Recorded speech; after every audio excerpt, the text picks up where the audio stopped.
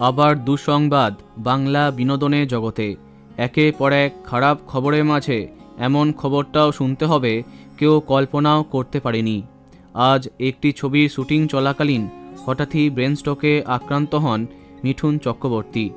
সকাল 10টার সময় অসুস্থ হয়ে পড়েন তিনি। সঙ্গে সঙ্গে তার গাড়িতে করেই একটি বেসরকারি হসপিটালে তাকে নিয়ে আসা হয়। তার সাথে হসপিটালে পৌঁছান সোহম চক্রবর্তী। সূত্রের তরফে জানা গেছে একাধিক শারীরিক জটিলতা আছে মিঠুন চক্রবর্তীর। বর্ষিয়ান অভিনেতার এমআরআই করা হবে বলে জানা গেছে। আপাতত তিনি বাইপাসের ধারে একটি বেসরকারি হসপিটালে নিউরো মেডিসিন বিশেষজ্ঞ সঞ্জয় ভৌমিকের অধীনে আছেন। কিছু কিছু সূত্রের তরফে জানা গেছে তার বুকে ব্যথাও আছে। এছাড়া শরীরের একটি দিক দুর্বল হয়ে পড়েছে। বর্তমানে তার নানা পরীক্ষা নিরীক্ষা চলছে।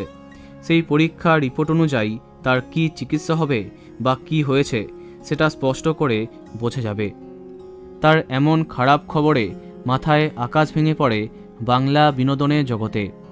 অনেকে ছুটে যান তার শারীরিক অবস্থার খোঁজ নিতে। সঙ্গে সঙ্গে উপস্থিত হন দেবশ্রী রায়। হসপিটাল থেকে তিনি জানান আজই মিঠুন চক্রবর্তীকে ক্যাবিনেটে স্থানান্তরিত করা হবে। অসুস্থতার খবর পেয়ে শক পেয়েছিলাম, এখন ঠিক আছেন।